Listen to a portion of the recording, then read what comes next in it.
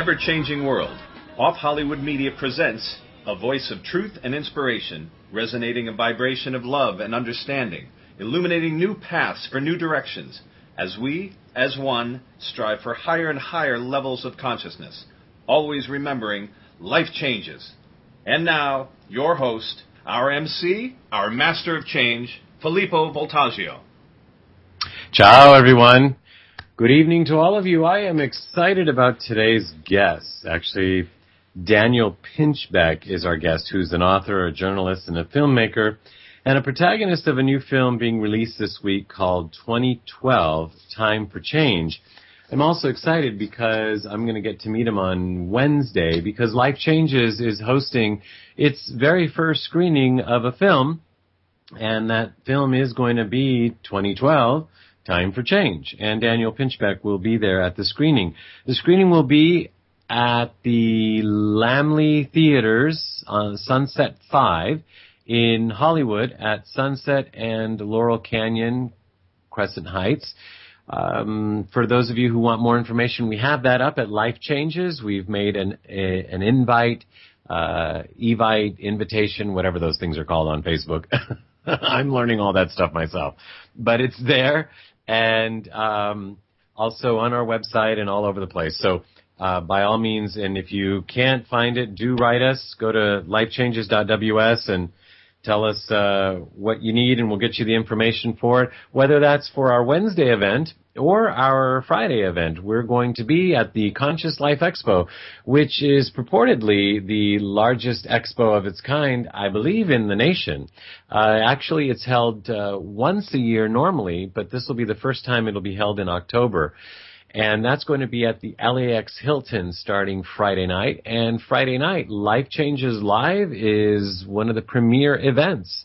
And we are going to have two great guests there as well. Alan Howarth, who brought you the music of Star Trek and Halloween and all of those great movies, Poltergeist, and is now working with a different kind of music called raw. And so he's going to be sharing with us what raw music is and how it affects our lives and our bodies. And we have a musical guest, Raspin Stewart, who is actually featured in all of the Starbucks across the country. So you've probably already heard his music. You'll be hearing him live at the LAX Hilton if you come to Life Changes Live. So that's exciting, and we're excited about that. So we're looking forward to see however many of you want to come and meet us. I, of course, will be there, as will our producer, Dorothy Lee Donahue, who will be speaking as well, and Mark Lejour, who will be speaking as well. As a matter of fact, he might be singing. I might be singing. I might even be singing with Raspin Stewart, who will be singing for sure. So we're going to have a great time no matter what. Lots of great information, music, and fun. So as for what I wanted to share today, this is an interesting thing. I received an email from a dear, dear friend, and the email started like this. The president of Argentina received this and called it junk mail, and 8 days later, his son died. Warning, do not break this. Wow. I can't tell you what it's like. I actually think it was the first email of the morning, and sometimes I wake up really early in the morning, and if it's 5 o'clock or 4 o'clock, my work ethic at the moment knows no bounds. I could be considered a workaholic. I am so working hard on getting Life Changes up and running for all the good of all of us involved that I'm sure Daniel, who's going to be our guest tonight, knows this kind of behavior. But what a way to start a morning. What a way to open an email. What a way to get something from a friend. It's almost like, she tricked me into it. Here's this scary message wrapped up in a beautiful email from a friend. I see a friend's name. It's like, oh, look who wrote me, so-and-so. Well, obviously, she was scared into sending emails. You have to send out 20 emails or something, and she was scared into doing that. I'm not sure why we're doing this to each other. Why are we doing this to ourselves? Why are we passing this stuff on? Okay, so you're superstitious. I understand. We all have our thing. So, you want to make sure that you don't break the email, and so that terrible things don't happen to you, which won't, unless you believe them, which is how superstition works. So, send the email. The irony of it is, it was an angel that she sent. An angel. With this whole scary message about someone whose son died.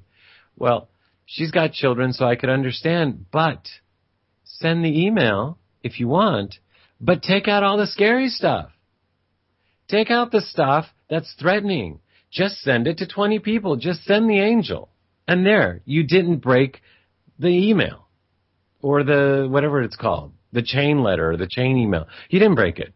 All you did was just send the 20 emails just like the email said to do. It didn't say don't erase the scary part. Delete the scary part and just send the beautiful angel. And then let's start to see what happens.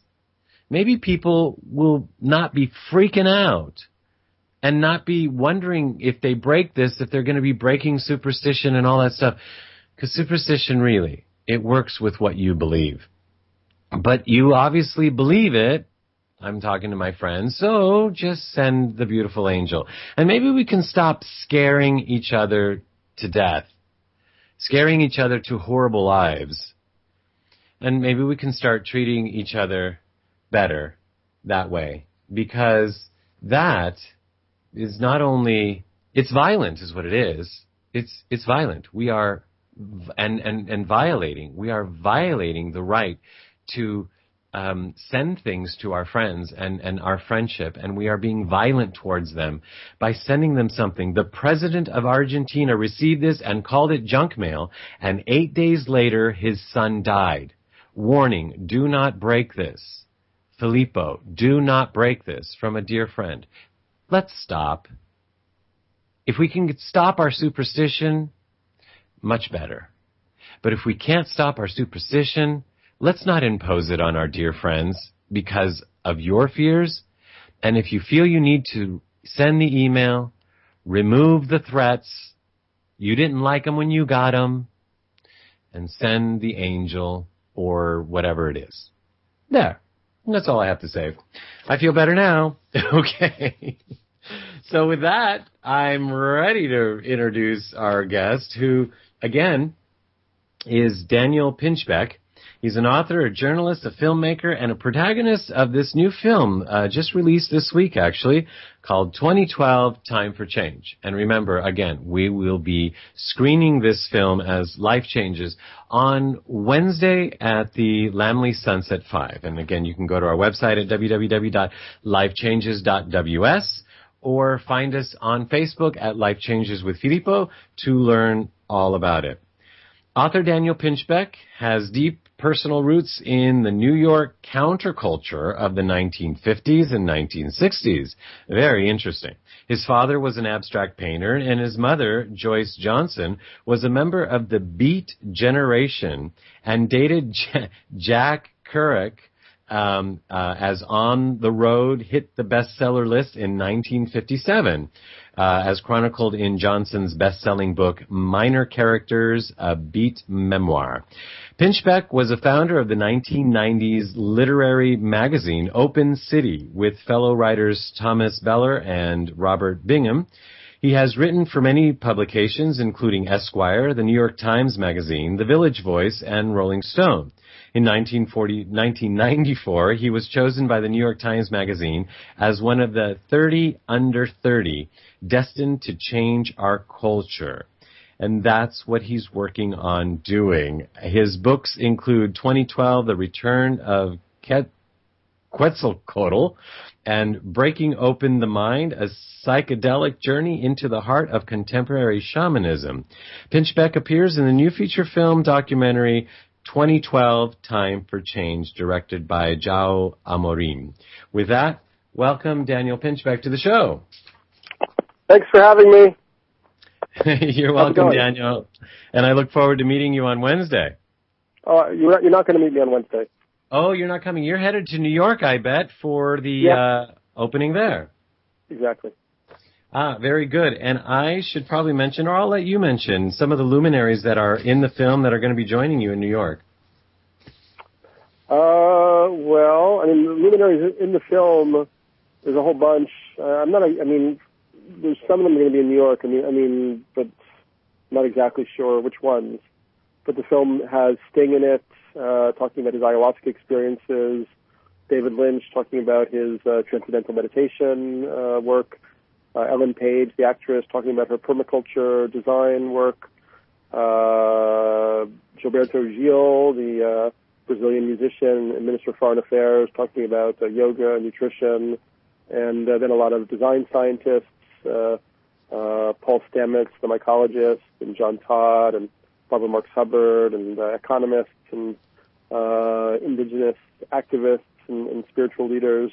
So it's quite a range. Quite a range indeed, actually. The film covers quite a lot of different aspects. It starts off a little bit scary, actually, for some of us who might not know some of the things that are going on. And probably in your world, and maybe even mine, we might think, oh, people are living in a box if they don't know some of what's going on. But it kind of gives an idea of, okay, this is what's going on. And then it goes into what we could do about it, right? Exactly. Well, actually, it's kind of three phases. It's what's happening on a planetary level, then it's the individual's kind of journey towards attaining a kind of different state of awareness, kind of more deeper level of coherence, using, ancient tools such as, meditation or shamanism or yoga. And then from there, it goes into a solution-oriented methodology, looking at contemporary problems and how we could approach them. Some of the solutions actually look fun. Like I started getting excited. It's interesting that when people think that we're going to have to change, sometimes they think negative. We're going to have to do without this, and we're going to have to do without that. And some of what the film talks about is we're going to have more of this, and we're going to have more of that, right?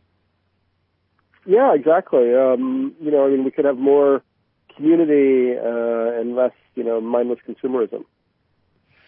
Right. Now, you seem like you are so steeped in this. One could almost say you were born to do this based on the culture that you were born into and what your parents were doing at the time. Did you know from early on what this was all about, or is this kind of new for you? You just kind of went with the flow at the time. When did this consciousness actually sink into you? It's actually all, kind of a new development in a way. I guess my first book, Breaking Open the Head, came out in 2002, and that described this kind of existential crisis I had in my late 20s, early 30s, that led me back to exploring the psychedelic substances that were known in the 60s, but have been very much suppressed since then. And I ended up going to West Africa, going to tribal initiation in Gabon, going down to the Amazon in Ecuador, working with a tribal group taking ayahuasca, visiting the Mazatec Indians in Mexico. And I actually was kind of in a scientific, rationalist mindset. I didn't really believe in any spiritual anything. And it was only through having these direct experiences that I kind of changed my perspective. And now you are working on changing a perspective of the whole planet. What is your mission that, as you just would describe it? Ultimately, I would say that I'm just not. The world as it is just doesn't sit well with me. I think there's a huge amount of unnecessary suffering, unnecessary ignorance. I think it's really unfortunate that we're decimating the biodiversity on the planet, and it's very short-sighted what we're doing to the earth and to the wilderness and even to other human beings. And it's really not necessary because we have all of these tools available to shift people's consciousness and then also to shift patterns of behavior on a social level, even on a global level. So for me, along with the film, which really puts forth a lot of these ideas, I also have a company, Evolver. We have a website, evolver.net. for which we run something called the Evolver Social Movement. And we now have 45 groups around the world, in the U.S. and abroad, meeting every month in events that are we call Evolver Spores, where we create different themes. We try to get local communities to know about each other and then to work together, to collaborate. That's excellent. I've actually met a couple of your people here in Los Angeles, and we've talked about doing something together, and I'm sure we will. We just haven't gotten to that yet. But that's exciting, and I know that that's growing. I see the emails and the postings, and it feels like out there somewhere, since we haven't physically connected, there's somebody doing something. And that's what the film also brings across is it's not just us here in America. Throughout the world, people are becoming more and more aware of the changes or the need to change. What are some of the main changes that you see either needing to happen or happening? Well, I mean, there's some, the film is only 85 minutes, and while I think 2012 Time for Change, by the way, and I hope people will go see it this week while it's at the movie theater, but, I think the movie offers some, areas. I mean, for instance, I think it's extraordinary that we don't have a peace movement in this country right now. We're in these really long, intractable wars. I know there's a small peace movement, but there isn't the type of kind of civil society protests that could actually bring pressure on the government to stop, these endless military campaigns. We don't really go into that in the movie, but in the movie we talk about another major piece, which is the economic system. We talked to Bernard Lietaer, author of the Future of Money, and he argues that the economic system that we've now defined only supports kind of competitive and destructive and unsustainable behavior, that it has to be fundamentally reinvented. And then he gives some examples of how that could take place. And then another element is permaculture. I mean, most of the people are now getting fed by these monoculture, industrial agriculture, which requires a lot of fossil fuel inputs and kind of reduces soil vitality. And permaculture is a method where people work much more closely in responding to the land and what the land is capable of generating. And actually, although it's more labor intensive in a way, it creates much greater yields than the the industrial agriculture system that we currently have. Excellent and exciting. And speaking of exciting, you mentioned that you hope people go see the film. Agreed. And that this just in from your press agent, Stacey Hess, who thankfully booked you for our show, who's a friend of Life Changes as well, and who we want to send a shout out to. Hey, Stacey. She just said that the film has been held over another week at the Laemmle Sunset 5 here in Los Angeles, in Hollywood at Laurel and Sunset. So if it's not this week, if you can't for whatever reason, it'll be there next week as well. How did you and the director and producer hook up for this? And what was the understanding of what you were trying to create? Joao was doing commercials and animation in New York. He, made the mistake, perhaps, or I'm just kidding. But anyway, he read my book, 2012, The Return of Quetzalcoatl, and it really, kind of impacted him to examine, how he was living and kind of how much he'd strayed from his original values. And so then he approached me about doing projects together. And, the film was definitely a collaboration. I mean, it's, it kind of extends out from the book I wrote, 2012, The Return of Quetzalcoatl, but more into this area of practical solutions and things that people can do in their lives now. By the way, I also have a new book coming out this month called Notes from the Edge Times, right, which also kind of leads people through the evolution of my ideas from the last book, and also thinking about how to apply the more philosophical ideas in more practical and tangible ways. You're actually going to be doing a book signing tour on that, right? That's correct. Yeah, I'll be back in L.A., I think November 4th at Barnes & Noble's, maybe in Santa Monica. Okay, so maybe if you or Stacey or whomever lets us know, we can put that up on our Facebook and website and have people come out and meet you there. Tell us a little bit more. Edge Times, what are we talking about? Well, I mean, it's the same thing that we really discussed in the movie. I mean, this is a very critical time. I mean, we are seeing, accelerating climate change. So the glaciers around the planet are melting, which could really lead to, hundreds of millions of people sort of lacking access to fresh water, if they go from the Himalayas and stuff like that. We're seeing the species extinction crisis accelerate, that 25% of all mammalian species, maybe all species in general, could be extinct in 30 years. The oceans are 90% fished out of large fish, and ecosystems and marine life are collapsing. So we actually are really on the precipice where, because we don't really know how much of the web of life we can remove before it no longer sustains, mammals such as ourselves. And before that happens, we really should reassess what we're doing on the planet, what the intention of our civilization is, and move in a different direction. I had the opportunity to interview Bruce Lipton actually this weekend, and it's interesting. At the end, he said, I don't know if we're going to make it, but if we are, we have to do something or do a lot more now and really speed this up. So I kind of liked his honesty. I didn't like his answer because he's a scientist and he's looking at data that we don't have access to. What is your take on that? Same perspective. I mean, I think that's why it's the edge. It really is the edge, and it's very complicated because for a lot of people, I'm in Venice at the moment. I mean, it's so cushy here. The wealthy people are still kind of, living better lives than humans have ever lived, and the poor people are often invisible to them, and the destruction and the eradication of natural diversity is invisible unless you go out looking for it. So, and we've created a, mass media structure which basically, programs the human mind in a frequency of kind of distraction and narcissism. So we have really powerful forces working against the change that has to take place.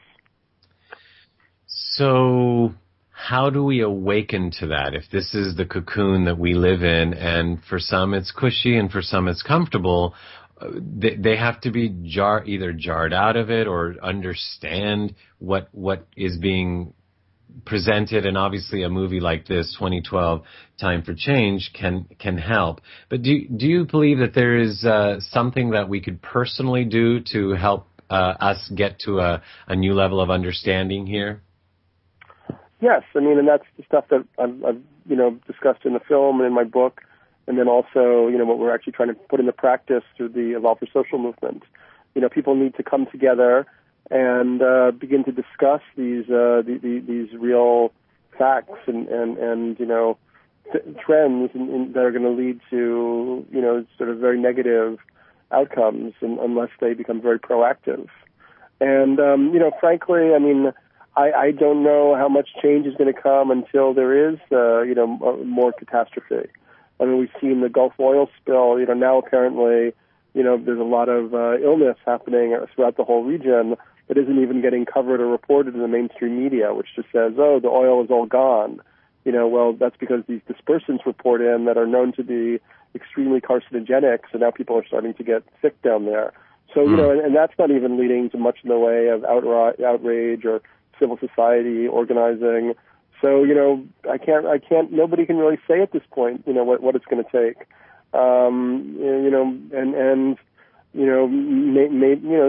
So yeah, I mean, I can't be, inauthentically positive for you. I mean, I think, I'm still very hopeful. I also believe there's a whole psychic element to transformation. I think that, we're discovering, a lot of people are discovering that humans do possess psychic and paranormal capacities, extrasensory capacities, and I believe that those are going to be part of what are going to awaken as we shift from, what the hope we talk about as the fourth world into this fifth world. It's almost like we'll develop new perceptual modalities that will bring us into a different way of being. I sure hope so, and I like that option as well, and I have a feeling that there's a lot more, not only hopefulness there, but scientific proof that can be indeed the case. I actually got an opportunity to interview Dr. William Tiller this weekend as well, and he was telling me exactly that the science shows, and not all scientists are subscribing to this yet, but the science is showing that there is something else going on than meets the eye, and can't be explained by Newtonian physics or the kind of physics that we are used to and that science is used to and has been for the past 400 years. And so he says when we get into that level, and we won't go into it now, but he says when we get into that level, anything can happen. And I said, anything? And he says, Filippo, anything. And I said, give me an example. He says, you can manipulate matter. And I'm like, okay, that's pretty much anything. Because if you can manipulate matter, you can manipulate the world as we know it. Yeah, but I mean, right. But it seems like, in a way we have to go through this process of kind of, recognizing the mistakes that we've made as a species to get to this point, and maybe some sort of painful correctives before we're able to kind of bloom forth in some type of new era of psychic expansion. It's interesting, Daniel, as you're sharing that with me, I'm thinking of a few friends in particular where I've seen the path that they're in, and I say, well, this could lead to this. As a matter of fact, it probably will. As a matter of fact, it will kill you if you keep doing this. Right. Right. And so then you go and visit them at the hospital after they've done this, and you can't say I told you so, because it's not being much of a friend. But you want to say you can learn from Joy. You can learn when I was trying to tell you. Why did you have to go through it? And is that where we're headed? Like we might have to go through it, or? Yeah. Well, I mean, I think it seems quite possible. Yeah.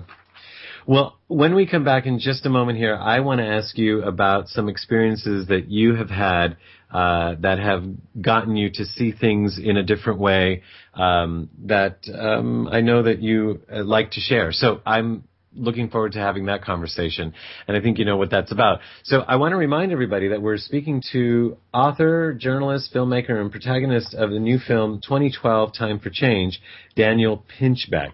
The film is being screened right now in Los Angeles at the Laemmle Sunset 5, and Life Changes will be hosting a screening on Wednesday the 13th, this week, October Wednesday the 13th. And Daniel has several books out, but he's got one coming out that's called Notes from the Edge Times. And so that's something to look for. And if you stay on top of our website at lifechanges.ws, we'll try and fill you in with as much information on Daniel and all our guests. Want to remind you also that you can listen to this show in its archived complete form at lifechanges.ws, and you can also learn more about Daniel there. You can reach us by going to Facebook, Twitter, YouTube, actually, and we're getting out there. We're putting this information out there. We appreciate the emails and the calls and the Twitter messages and all of that, and Facebook messages, because we're knowing that you're hearing it. You're appreciating it as well, and you're doing something with the information that you're learning. We also love the fact that so many of you have written us and told us who you think we should have on as a guest. You're sharing the information that you want to know more about, and we're happy to bring those people on as we can. So with that, I want to bring back Daniel Pinchbeck to the show, and his dog.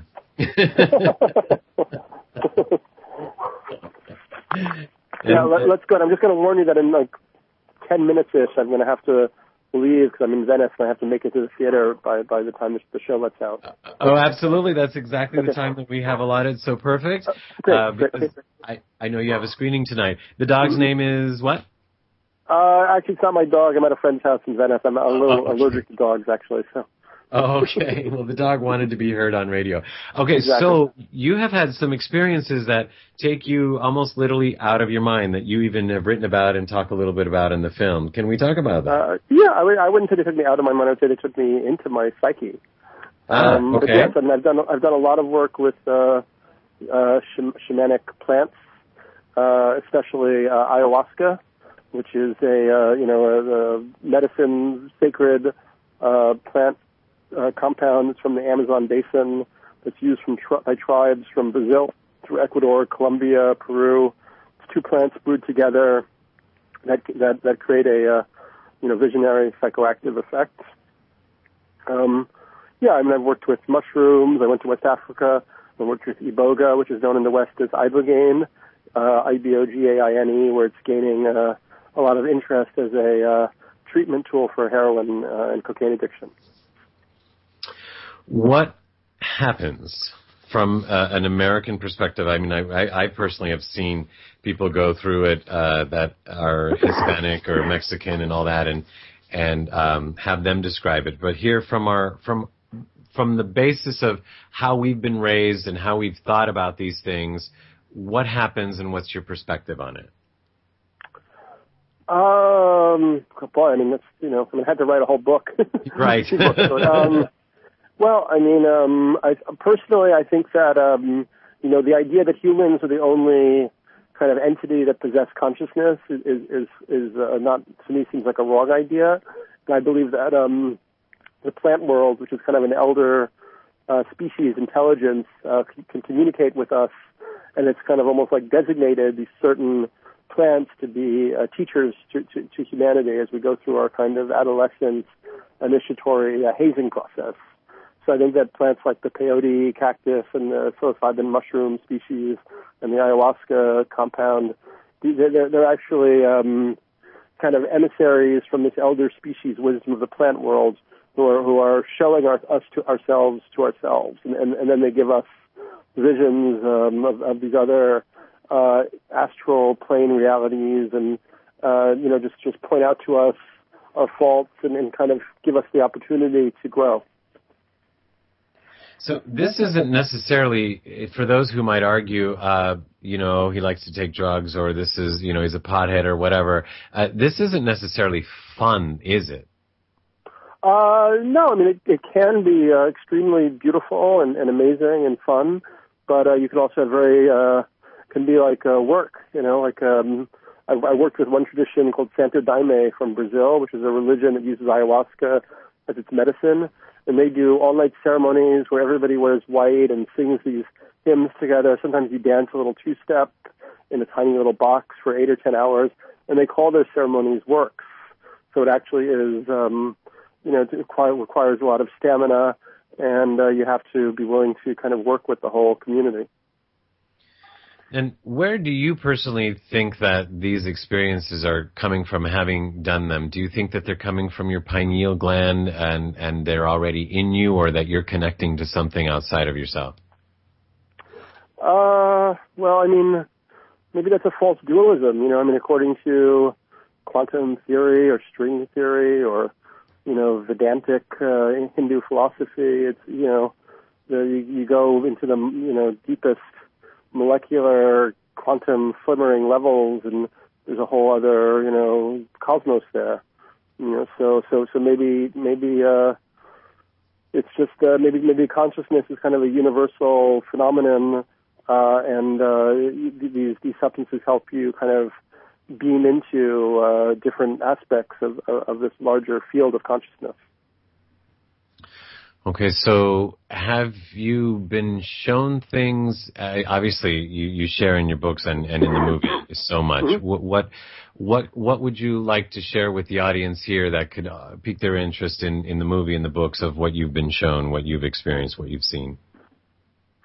Gosh, I mean, in the film we really talk about my work with my initiation with Iboga, which was an African root bark that gives you a very long journey and very psychoanalytical kind of journey where you see a lot of your early childhood and ancestors sometimes and so on, and you get all sorts of messages from that. We also have Sting talking about his first experience with ayahuasca, which we animate, and him talking about how that was really the first genuinely religious experience that he'd ever had, where he felt the sense of connectivity to the cosmos on a cellular level. So yeah, I mean, there's a lot of really amazing stuff around these experiences. But also, I mean, I'm not really an advocate. I have been called that in the media, but of the psychedelic experience, I mean, I think it's a personal choice, and obviously our society still frowns on these experiences. But I think, at the same time, our society condones, use of a lot of different, compounds that haven't been around very long. These new psychoactive agents that pharmaceutical companies make for profit, whereas these substances have a long, safe history of human use and are sacred to, different cultures around the world. Right. Right. Interesting. It's interesting that had I had this conversation with you before, I might have asked Dr. William Tiller what he thought about this, because he, too, is advocating that looking within.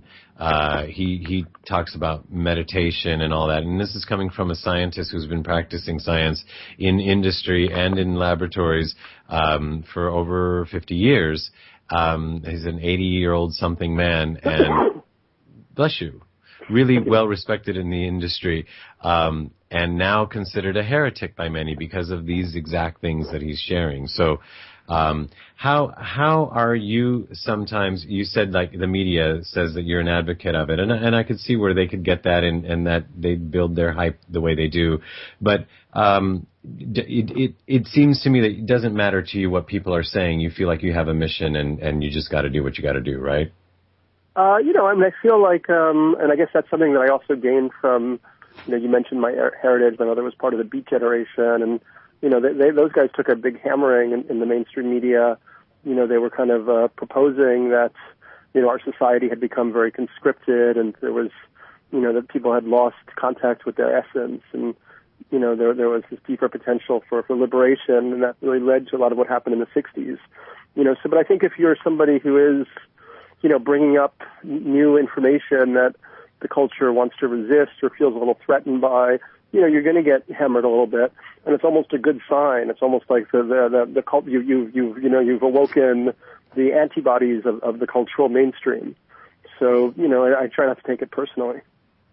Excellent. And I also noticed, at least during our conversation and what I've read about you, that there isn't a lot of down with this and those people. It's we've got to change and this is what we've got to do about it. Am I getting that right from you?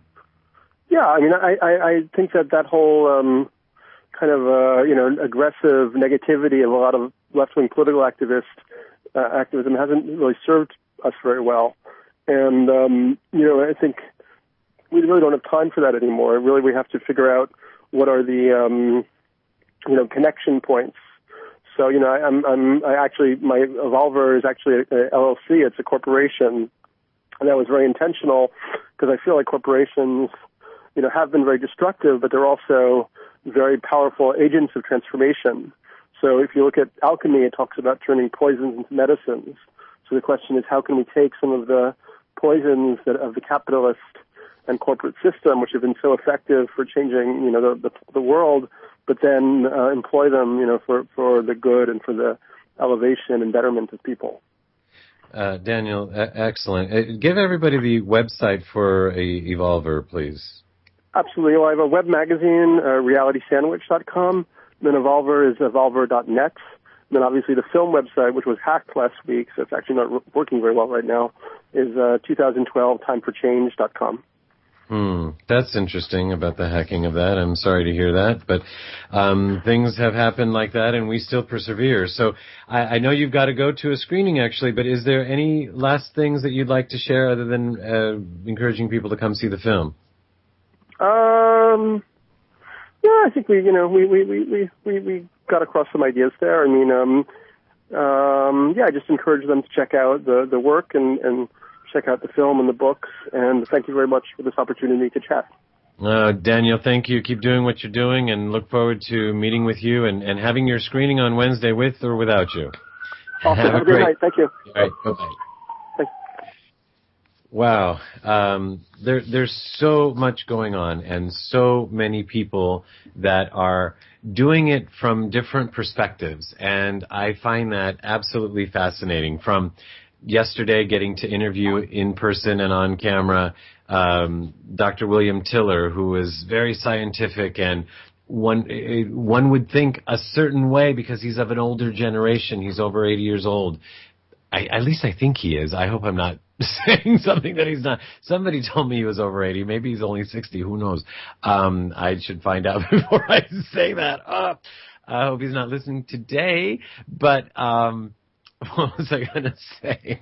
Oh, he might not be 80. But anyway, he's of another generation, and he's approaching the problems, or he's approaching the solutions, I should say, from a perspective. And here we have Daniel, who's approaching it from another perspective. And we have talked about and have had young people on, 23-year-olds and 28-year-olds, 25-year-olds who are approaching it from their perspective. It's actually a beautiful thing, and we're coming at the solutions from all sides, and we're all a part of this. The funny thing is, and the wonderful thing is that there are no leaders, and everybody is a leader. It's almost as if we are all pieces of the puzzle, and when we figure out what our piece is, we have to stand up and lead, or we have to stand up and be who we are. And whether you look at this as a movement, or whether you look at this as an evolution or a revolution, or you just look at it as personal growth, for some of us, 2012 or evolution or whatever, or shift, maybe that doesn't matter. But what does matter is that you're starting to feel it's not okay to do this and that, or it's no longer okay for me to just waste things like that, or it's no longer okay for me to own that many cars, or throw something away that's good, or to have people fighting for oil, or whatever may or may not be, depending on what you believe. What I'm getting at is that, or people starving when other people are throwing away food, and there, but for the grace of God go I, because I could have been born in that country, kind of thing, and in that culture, or in that part of the United States. So if you're feeling something, if you're sensing something, if you're just awakening to something, then that's right for you. That's saying something to you, and you don't have to do anything in particular. Maybe you just have to be you, and maybe you is the perfect thing. In fact, I know it is, because that's the way it's supposed to work. And speaking of the way things are supposed to work, we've got Dorothy Lee Donahue here, who is going to present the next segment, which is Change Your Life. Dorothy? Hi.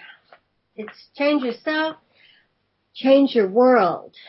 Oh, that's good too.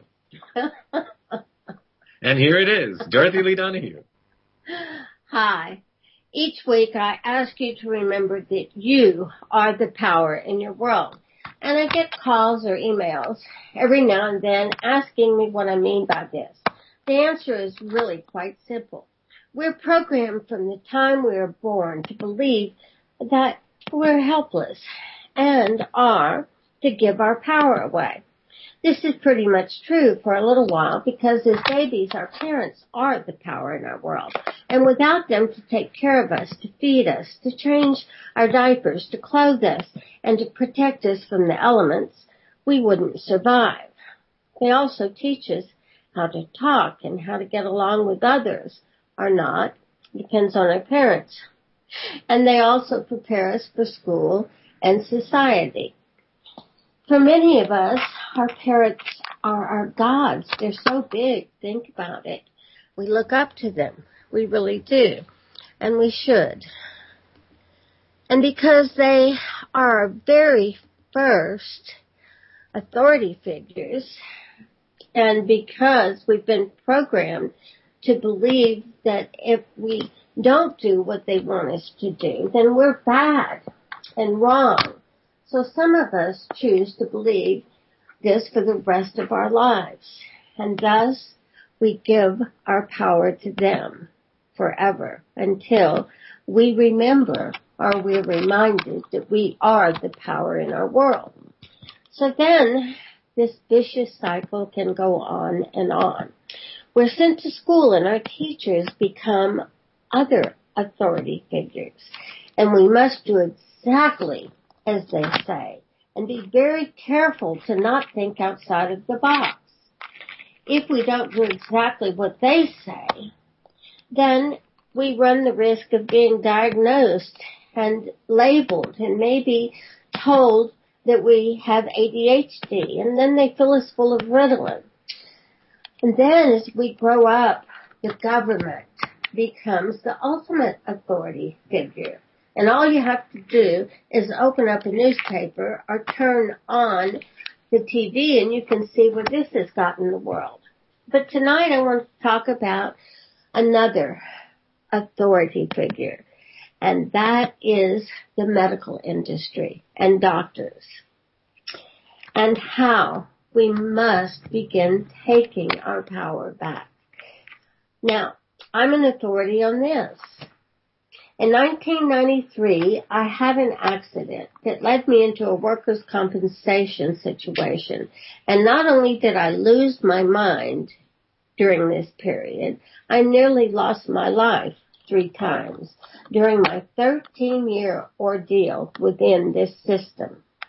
I underwent 8 surgeries and ended up in a wheelchair in excruciating pain. By 1999, I was diagnosed with fibromyalgia. I had 4 collapsed discs in my spine, and I was told that my knees were so riddled with arthritis that artificial knees were not an option.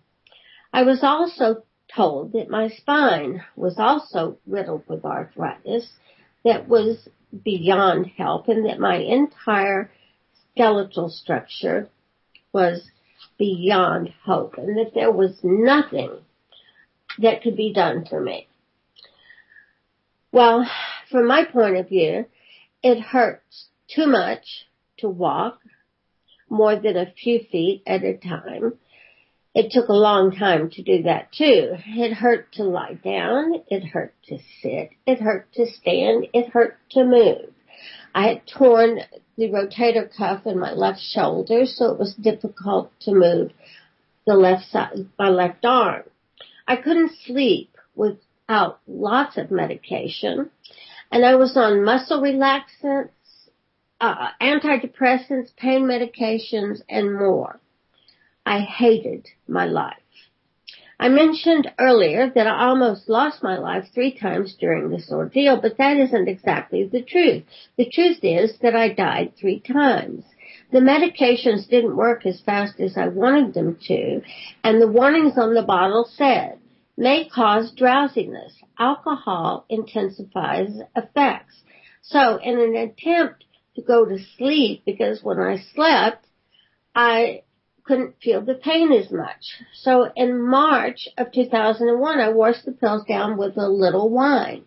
And I died and I went home to the light, just as we all do when it's our time to return home to our Mother, Father, God, and choose our next incarnation. And by the way, for those of you who may not remember, there is no heaven or hell except for the ones we co-create for ourselves right here on earth. When you die, there is only the light. I'm an expert on this because I have died 7 times, and this is where I've gone each time. If hell existed, I promise you that I have made more than enough less than elegant choices this lifetime to qualify for entrance, so I would have gone there if there were one. Anyway, back to the light. They sent me back here to heal myself. Now, this kind of pissed me off because the man who sent me back was known for the world as the Christ. And here he was, the man himself. And he said, go back and heal yourself and share your story with the world as to how you did it. And I said, I know I've been bad, but no one deserves to feel this much pain. He then told me that the pain and suffering I was experiencing was the love I was withholding.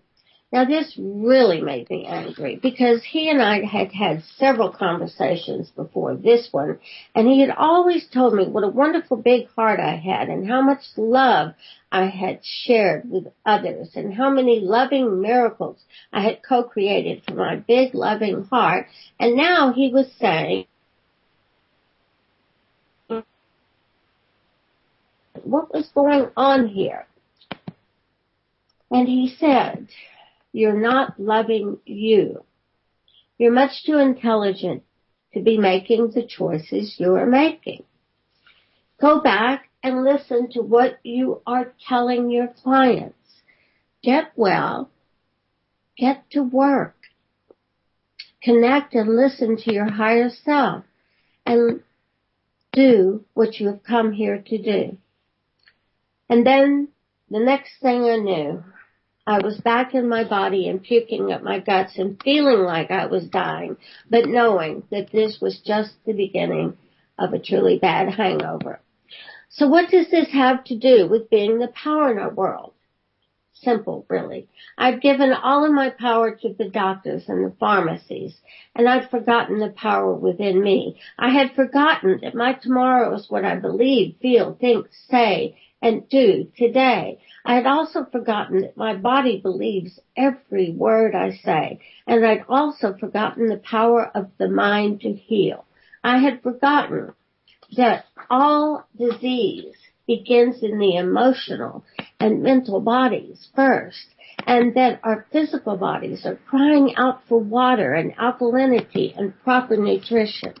I had also refused to remember and acknowledge that the extra 60 pounds I was carrying had anything to do with the pain in my knees.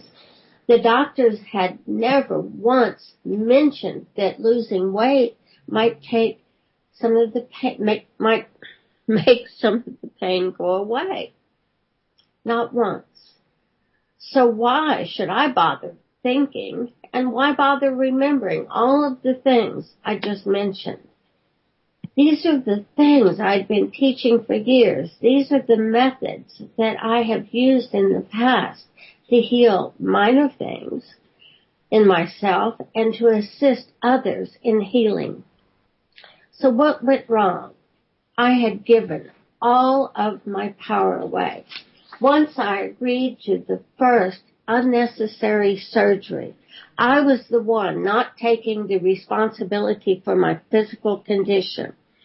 It wasn't until after the last knee surgery that a holistic orthopedic surgeon told me that they should never have operated in the first place because these kinds of surgeries just exacerbate an arthritic condition. However, once I began to remember what I know, I had no choice but to get better and better and better. The mind is so powerful that when we choose to use it correctly, we can easily co-create miracles for ourselves. Combine that with choosing to love ourselves, and wow, world, watch out. In just 6 months, I was out of the wheelchair and on a plane to South Africa, and I climbed a mountain. My friend said it was a hill, but to me, it was a mountain. I still used the walker if I went to some place like SeaWorld, and I used a walking stick to go up and down my stairs. But for the most part, I used my mind, and I told myself every day that I felt great, and I still tell myself this. However, 9 years later, the arthritis is still in my back, my knees, my hands, and in my feet. And just a few months ago, my good friend, the Christ, suggested that I get x-rays and see a doctor for a diagnosis. And I didn't understand this, and I didn't want to do it because I know what my bones look like. I couldn't understand why he wanted me to do this. However, I did it anyway because when he wants something, he wants it. And he doesn't give up. So, I just went to see the doctor last week. And she told me the very same thing they told me in 1999. And as she was telling me this, I was lying down on her examination table, and I was glad that I was doing it because she said basically that my structural body was shot to shit, and there was absolutely nothing that the medical industry could do for me except to prescribe more medicines with more horrible side effects. And for about 1.5 minutes, I allowed my body to believe what she said. And it was awful. I felt all of that pain. And I'm so glad I was lying down, because if I'd been sitting up, I would have collapsed. However, the good news is that I remembered that I am the power in my world. And I told my body that I feel great. And I sat up and I thanked her. And I walked out of there with my head up straight, feeling great. And I've resolved to take the next step in my healing. I'm ready to do it right this time. And I'm asking for the holistic doctors with the right programs for me to come forward and let us work together to heal me completely from the inside out, because my guides tell me that this is part of my mission and purpose. And they tell me that I can make it all completely disappear from the inside out, and then I can share with you how I did this so that you can do it to heal yourself if you need to. This is just one of the reasons that they kick me out of the light each time I prematurely returned home. So thank you for listening, and until next week, please remember that you are the power in your world. You are the guru you've been waiting and looking for, and you're the only one who can end your suffering, and you can only do this by beginning a love affair with you.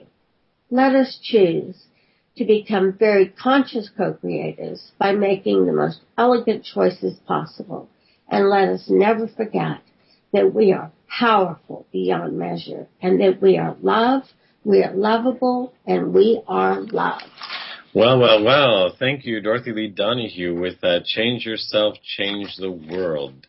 And with that, we've come to the conclusion of another Life Changes with Filippo, and I am so grateful to our guest, Daniel Pinchbeck, for having been on the show, and look forward to our next week's guest, Susan Leahy, who is a sought-after speaker and presenter and has been speaking professionally at corporations, nonprofit organizations, and universities for over a decade. And as a communications specialist, Susan's work revolves around turning groups into teams through running better meetings, increasing communication to drive results. So talk about life changes in the business. With that, I want to thank you all for listening, and also want to thank our sponsors, Ion Ways Water Systems and Dorothy Lee Donahue and Love and Miracles. And to learn more about them, you can go to our website at lifechanges.ws and go to our sponsor page. Want to say that I am Filippo Voltaggio, and it's been a pleasure hosting Life Changes with Filippo today. I, along with our producers, Dorothy Lee Donahue and Mark M. Lejour, and our engineer, Seth Hendricks, thank you for being part of the show and for being part of the change we all wish to see in the world. Ciao, everyone. You have been listening to Life Changes. Join us here every Monday night at 7 p.m. Pacific Standard Time, and visit us on the web at lifechangeswithfilippo.com. That's Filippo, Filippo. And follow our community on Facebook at Life Changes with Filippo. Join us here next week as we consciously embrace and explore the only constant, life changes.